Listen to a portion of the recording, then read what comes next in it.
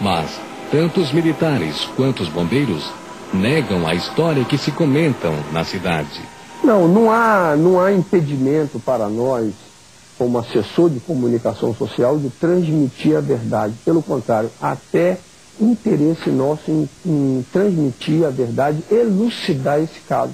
Razão pela qual eu estou aproveitando essa oportunidade para elucidar esse caso. No dia 20, o bombeiro teve em torno de 34 ocorrências. Na parte da manhã nós fizemos algumas vistorias de prevenção, uma atividade preventiva por parte do bombeiro. E à tarde nós tivemos um temporal que aumentou o índice de ocorrência. Foi destelhamento de casa, queda de árvore, então teve uma ação mais forte do bombeiro nesse dia, devido ao fato da chuva. Sobre o fato do Corpo Bombeiro ter atendido alguma ocorrência relativa a extraterrestre, nós não atendemos. Todos aqui têm medo de corte marcial e de prisão administrativa. Hoje eles são muito mais simpáticos do que eram antigamente, porque perceberam que a estratégia estava errada. Hoje é mais fácil negar com um sorriso no rosto do que com uma cara de gente brava. Estão faltando com a verdade, estão amplamente envolvidos na captura de seres extraterrestres na cidade de Varginha. O acontecimento que se deu em Varginha, e que pela primeira vez, pelo menos ao que se saiba, houve captura de duas criaturas, ao menos em princípio vivas, é algo realmente inédito. Outro incidente que alertou os ufólogos foi a morte repentina de um membro da Polícia Militar, que supostamente participou da captura dos extraterrestres, no dia 20 de janeiro de 1996. Sua irmã Maria Antônia Tavares disse que Marco Eli Xerezi saiu para uma missão importante e que dali a poucos dias morreu. Meu irmão trabalhava na polícia, era um P2, e trabalhava também no táxi, era motorista de táxi nas horas vagas. Dia 20 de janeiro, por volta das 18 horas, houve uma forte chuva de granizo aqui. Meu irmão estava de serviço na P2, Polícia Secreta Paisana, e trabalhava numa Prêmio Branco, ele e o Cabo Lopes. Nesse horário ele se molhou, porque a porta do lado do motorista não tinha vidro. Ele foi na casa da minha mãe por volta das 7 horas para trocar de roupa, por causa da chuva. E falou para minha mãe que estava numa missão muito importante. E a gente perguntou para ele o que tinha acontecido. Ele falou para nós assim que isso ainda ia dar muito pano pelas mangas. Até que ele não podia comentar sobre o assunto. Só que dia 7 de fevereiro, ele apareceu um cabelo inflamado na axila esquerda. Ele foi no médico quartel, o médico fez uma cirurgia e ele, no dia 10, ele foi para o hospital. No dia 15, ele faleceu por volta de meio-dia e 15, de 11h45, ele faleceu. E aí começou toda a série de investigação. O policial Marco Eli Xerezi, por acaso, era o melhor P2 ao serviço de inteligência da polícia.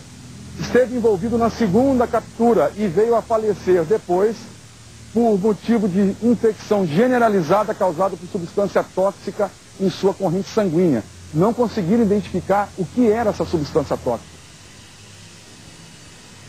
Meu irmão, antes de falecer, ele falou para mim o seguinte, que o extraterrestre na cidade, o caso era verdade, certo? E que realmente tinha acontecido. Só que a população de Varginha não tem mente aberta para saber do fato.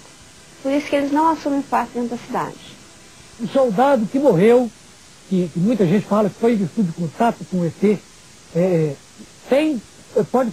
os médicos que trataram dele desmentem essa versão, tem a versão para a morte do soldado. Nós temos os parceiros daquele soldado que trabalharam com ele no dia, inclusive, né? E que não tem nenhum contato. Agora, muita coisa se levantou. Possível de ter sido um extraterrestre na cidade de Varginha? Olha, isso muito se comenta no mundo inteiro. Não tem nada do meu irmão no computador daqui da polícia, foi tudo apagado. E nessa época, do dia 20 ao dia 30 de janeiro, meu irmão recebeu um elogio, certo? Por uma tarefa executada com sucesso. Esse elogio não pode ser para a guarnição, não. Foi só lá para eles. Por quê? Isso aí meu irmão falou. Alguns meses depois, Em abril daquele mesmo ano, a senhora Terezinha, de 64 anos, viu uma criatura estranha durante uma festa que aconteceu no zoológico de Varginha. Ela tinha os olhos vermelhos e a boca rasgada. Estava de capacete, porque de lado, assim, dos lados, brilhava. Ele era marrom escuro e, assim, com a pele oleosa. Brilhava muito a pele dele. Mas eu não sabia o que era, eu pensava para que fosse bicho do zoológico, e ao mesmo tempo eu falava, mas se fosse bicho ele já tinha me atacado.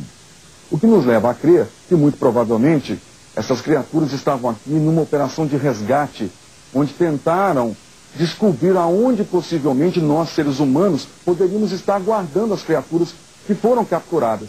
Como provavelmente descobriram que o zoológico é um local onde nós colocamos animais, possivelmente tentaram fazer um patrulhamento no zoológico para tentar encontrar os seus semelhantes que foram capturados.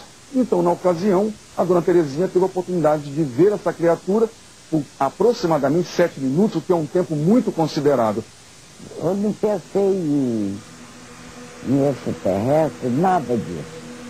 Eu fiquei só pensando em animal. Dona Terezinha é uma pessoa íntegra, é uma pessoa sóbria, é uma pessoa que goza de perfeita e boa reputação na sua comunidade. Ela jamais mentiria sobre um assunto como esse, mesmo porque ela nem precisa.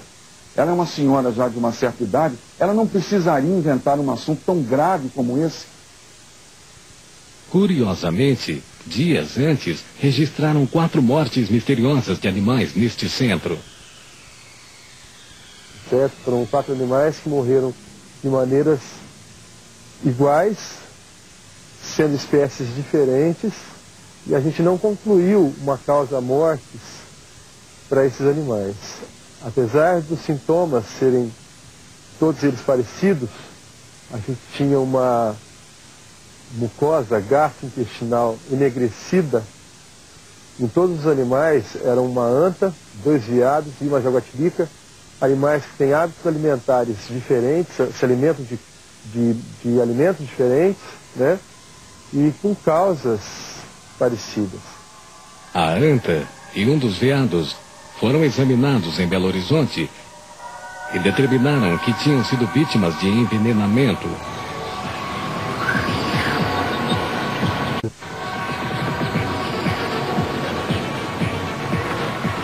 Varginha, o Roswell brasileiro.